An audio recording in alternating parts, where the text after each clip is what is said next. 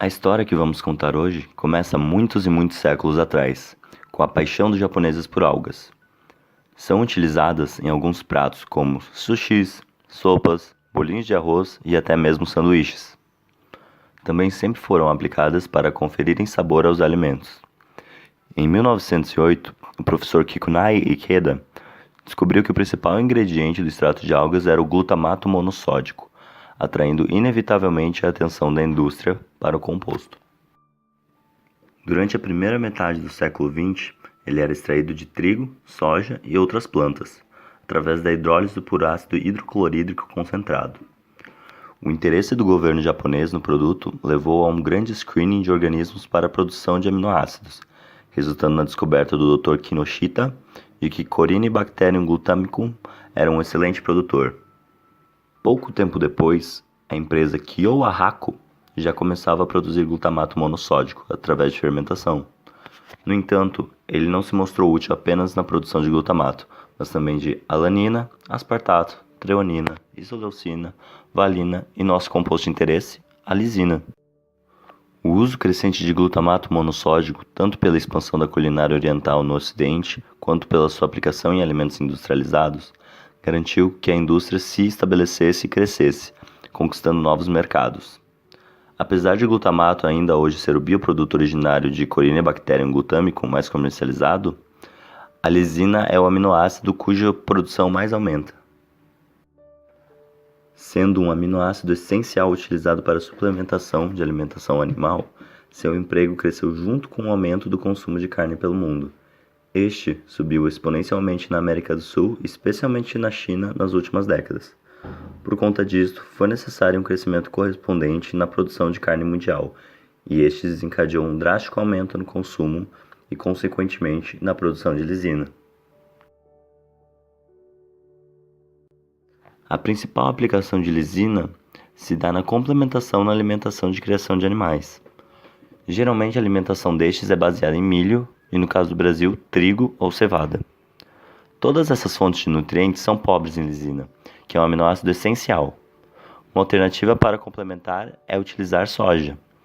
No entanto, ao ingerir soja, o animal ingere também vários outros aminoácidos que não irá metabolizar, resultando em um excesso de nitrogênio que será excretado e se tornando assim prejudicial ao meio ambiente. Suplementar a alimentação com lisina garante que outros aminoácidos que não são necessários não sejam ingeridos. Além disto, adicionar apenas 0,5% da massa total em lisina equivale a adicionar 20% da massa em soja. Lisina é, portanto, crucial para a agropecuária e redução dos danos ambientais.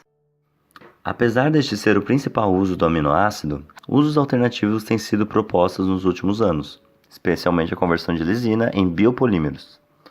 Um exemplo é a poliepsilonlisina, um polímero biodegradável, comestível e não tóxico, de interesse da indústria alimentícia e farmacêutica. É produzido extracelularmente por Streptomyces albulus e Streptomyces norsei. Outra possibilidade é a conversão de lisina em diaminopentano. Basta uma descarboxilação, possível pela expressão recombinante de lisina descarboxilase em Corynebacterium glutamicum. Essa bactéria engenheirada acumula até 88 gramas por litro de diaminopentano. Este produto pode ser combinado com o ácido carboxílico para formar polímeros, sendo mais conhecido deles o nylon.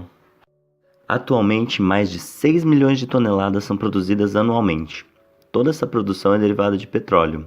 A utilização de Corynebacterium glutamicum neste processo abre as portas para uma rota alternativa, diminuindo a dependência de combustíveis fósseis. Corynebacterium glutamicum é o organismo empregado para a produção industrial de aminoácidos. Quando foi descoberto pelo Dr. Kinoshita, oriundo do solo, foi descrito como um organismo aeróbico facultativo, pequeno, gram-positivo, não patogênico e capaz de crescer em uma grande variedade de açúcares ou ácidos orgânicos.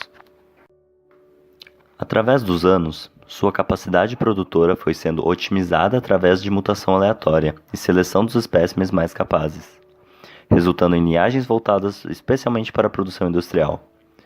Extensos estudos bioquímicos foram realizados nas últimas décadas, e o sequenciamento completo do genoma no início dos anos 2000. Por conta disto, há um conhecimento detalhado das reações da biossíntese de lisina e do metabolismo central do micro-organismo.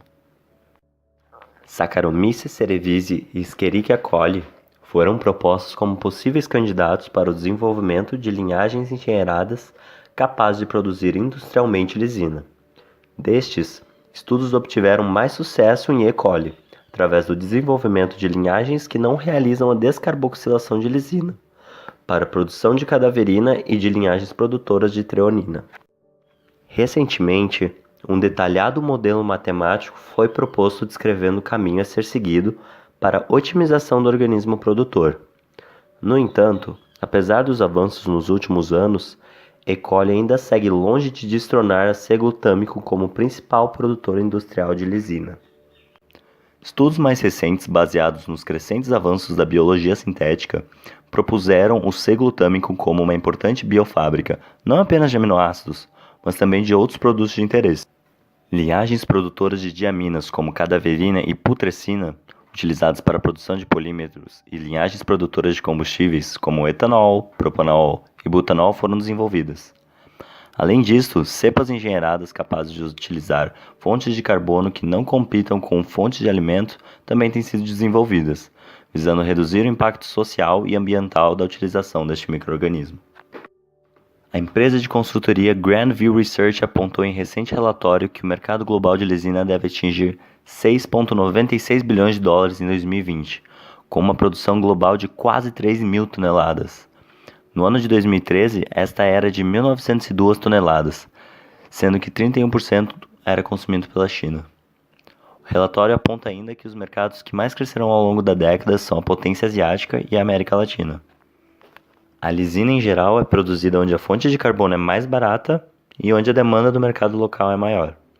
Mais da metade deste mercado se encontra hoje na China e na América do Norte. Nestes locais, o milho é uma fonte de carbono abundante e barata. Apesar da boa perspectiva de crescimento do mercado, a expansão excessiva da capacidade produtiva leva à redução drástica do preço, resultando em perdas e fechamento temporário de usinas. Isto ocorreu, por exemplo, em 2013, em Changchun, na China. A produção de lisina requer um alto investimento financeiro e tecnológico. Por conta disto, é dominado por poucos competidores.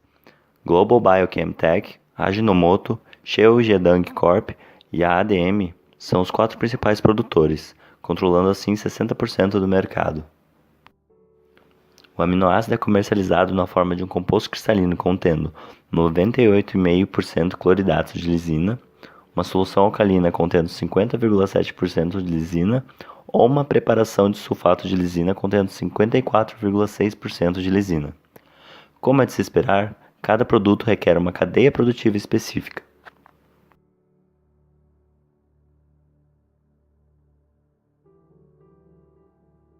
A lisina pertence à família do aminoácido aspartato. Como podem notar, os precursores e os cofatores são oriundos do metabolismo central do carbono. Em C. glutâmico, a lisina é produzida a partir de piruvato, oxaloacetato e 2 moléculas de amônia. Além disto, são gastas 4 moléculas de NADPH, fornecendo poder redutor. A via se divide após a reação catalisada pela enzima número 4. Isso confere uma maior flexibilidade diante de diferentes condições do meio, especialmente diferentes níveis de amônia. A enzima aspartato quinase, que catalisa a formação de aspartilfosfato a partir de aspartato, é o principal ponto de regulação, sendo regulada em um mecanismo de feedback por lisina e treonina. 2 abordagens já foram propostas para contornar o problema da inibição pelo produto. Uma opção é remover a inibição por treonina, interrompendo a via de síntese desse aminoácido. Isto resulta na necessidade de adição de treonina, isoleucina e metionina ao meio, uma vez que todas derivam da via da treonina. A outra alternativa é a introdução de uma mutação pontual na enzima que resulta em uma proteína imune ao mecanismo de feedback, ao mesmo tempo que mantém as necessidades nutricionais da linhagem selvagem. Essa via foi otimizada e aprimorada através das décadas, especialmente por mutação aleatória e seleção das cepas mais eficazes na produção do composto de interesse. como demonstrado pela comparação do genoma de cepas utilizadas atualmente e a linhagem selvagem original. Com os avanços da engenharia metabólica, novas possibilidades de otimização racional se abriram. Becker e outros, em 2011, demonstraram o potencial desse campo ao mapear o fluxo de carbono na célula e apontar quais seriam os principais pontos da via passíveis de otimização. A partir disto, os autores do trabalho realizaram deleção, repressão e superexpressão de alguns genes, visando minimizar a perda de carbono para outras vias, bem como aumentar a disponibilidade de NADPH.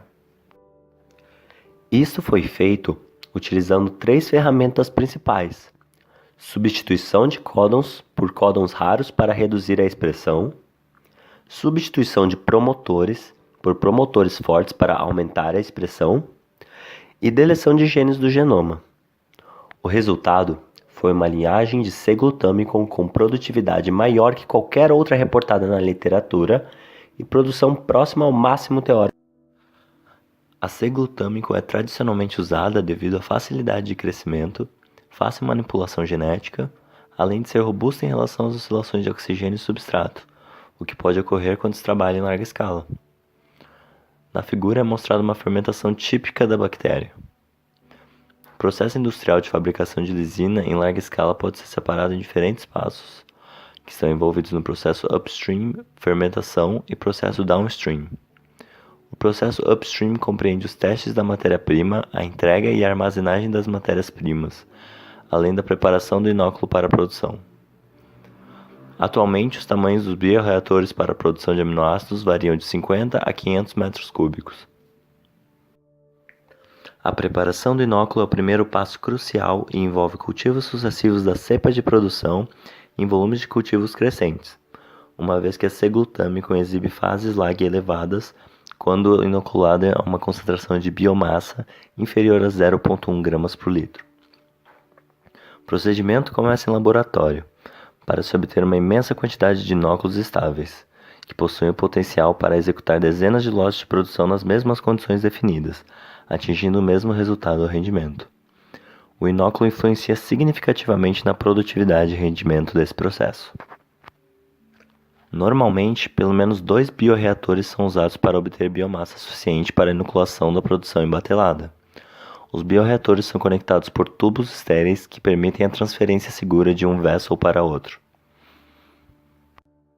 As principais fontes de carbono para a produção de lisina são melaço de cana, melaço de beterraba, sacarose e destrose. Por causa da variação das fontes complexas de nutrientes do tratamento de batelada para batelada, os testes de meios são feitos para assegurar a adequação de uma determinada matéria-prima em relação ao rendimento do produto. A fonte de carbono é o principal fator de custo na produção industrial de lisina. As fontes de nitrogênio variam desde amônia pura e sulfato de amônia até componentes orgânicos complexos, como hidrolisados de peptona ou líquor de maceração de milho. Esses componentes devem ser introduzidos no meio inicial ou dosados durante o processo como líquidos ou gases, como o gás de amônia, que é comumente usado para a regulação do pH. O sulfato de amônia fornece o contraíon para neutralizar o aminoácido básico acumulado durante o processo, a lisina. O líquor de milho é barato e rico em nitrogênio, aminoácidos, oligopeptídeos e vitaminas. Contém quantidades significativas de fosfato orgânico e inorgânico, outro ingrediente importante para este bioprocesso. Vitaminas como a biotina normalmente são adicionadas em sua forma pura. Magnésio, enxofre e outros íons também são necessários para o crescimento da bactéria. Parâmetros como pH, aeração, taxa de alimentação da fonte de carbono e temperatura são variáveis no processo. Durante o cultivo, o pH deve ser mantido constante em torno de 7,1. A temperatura para o cultivo da bactéria pode variar de 30 a 34 graus Celsius, de acordo com a demanda do organismo. Temperaturas mais elevadas são usadas para induzir a produção de L-ácido glutâmico. Na produção de lisina, a temperatura usada é de 30 graus. O suprimento de oxigênio deve ser garantido. pois durante o crescimento a bactéria demanda alta quantidade de oxigênio. A pressão de CO2 aumenta se tiver baixa aeração no bioreator de grande volume.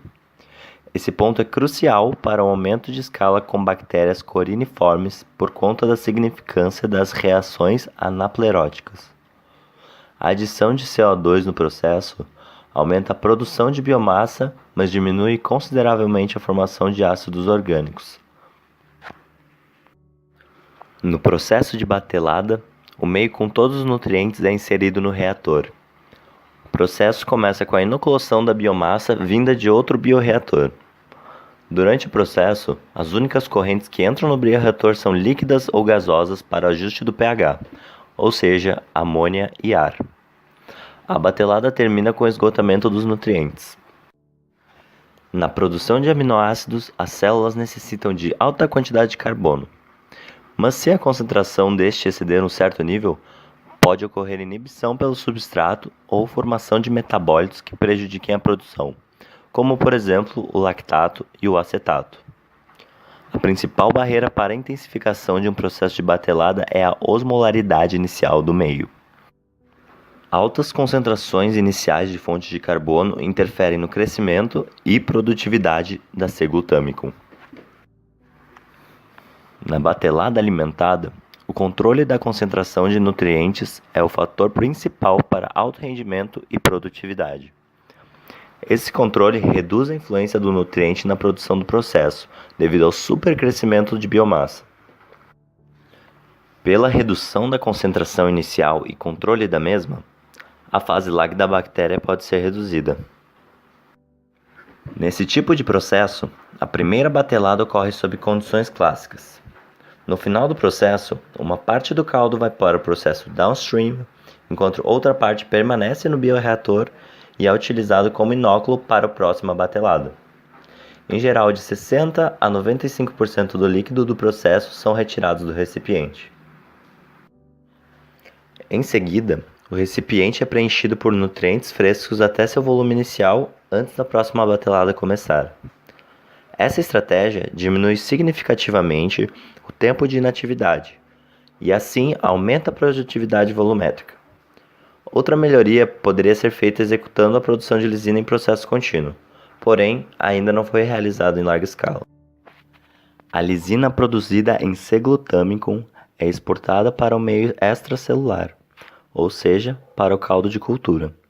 Isso torna o processo de purificação muito mais simples, uma vez que não é necessário romper as células para a extração do produto desejado. A exportação da L-lisina para o meio extracelular é feita de forma ativa, catalisada pela proteína Lys-E. A expressão do gene Lys-E é controlado fortemente pelo ativador transcricional reconhecedor da L-lisina, denominado Lys-G. A atividade de exportação parece não ter limitantes, mas linhagens com duas cópias do gene Lys-E têm sido utilizadas. Vários processos diferentes já foram utilizados na etapa downstream da produção industrial de lisina, dando origem a diferentes formas finais do produto. As etapas de purificação e formulação do produto são importantes pontos a serem considerados devido ao alto custo de algumas técnicas de purificação. Estas técnicas são escolhidas de acordo com a pureza necessária para o produto final e a forma que este será comercializado. Nesses processos, a biomassa de C. glutamicum é classificada como um organismo GRAS, geralmente reconhecido como seguro, sendo assim, adequada para alimentação animal. No passado, a lisina era principalmente purificada a partir do caldo de cultura por cromatografia de troca iônica contínua, com separação de biomassa, seguida por adição de ácido clorídrico, evaporação e secagem. Neste processo, o caldo de cultura passa por um sistema de ultrafiltração para a remoção da biomassa e de outros sólidos em suspensão. O filtrado então passa por colunas de troca iônica, onde a L-lisina é absorvida seletivamente e depois eluída por lavagem com uma solução aquosa de amônia. A L-lisina eluída é misturada com o filtrado da etapa de ultrafiltração e concentrada por evaporação. Esta solução é então acidificada com ácido hidroclorídrico e a lisina livre é convertida a monohidreto cloreto de lisina. A solução passa por um cristalizador e o sal de lisina é filtrado. O filtrado é reciclado para o evaporador e a torta úmida é levada para a secagem. A secagem final desse complexo L-lisina HCl é obtido e mandado para a etapa de empacotamento. O cristal lisina HCl obtido por esse processo contém cerca de 98,5% de pureza e é muito menos higroscópico que o sal sulfato correspondente, absorvendo, portanto, menos água. Atualmente, diferentes estratégias permitem um processo downstream mais econômico. Essas estratégias levaram à disponibilidade de uma grande variedade de preparações de lisina no mercado, como a lisina líquida, sulfato de lisina granulado ou sulfato de lisina líquido. A lisina líquida é obtida através da separação de biomassa por ultrafiltração, seguida por evaporação e microfiltração, processo que dá origem à solução alcalina de L-lisina 50%. Já o produto granulado é obtido através da secagem por spray drying de todo o caldo de fermentação, seguida por uma etapa de granulação que resulta em uma preparação de sulfato de L-lisina com 47% de pureza. Esse é considerado o procedimento mais eficiente por não haver perdas no downstreaming e pelo volume mínimo de efluentes, reduzindo custos e também adicionando valor nutricional ao produto. A grande importância econômica e comercial da produção de aminoácidos em larga escala, como a produção industrial de lisina abordada neste vídeo, demanda melhorias contínuas nos processos, com tecnologias e abordagens inovadoras que tornem a produção e purificação dessas moléculas cada vez mais lucrativa, limpa, eficiente e capaz de abastecer um mercado cada vez maior. A biotecnologia é a área que mais facilita a manipulação destas técnicas, sendo assim o caminho mais fácil para o crescimento tecnológico.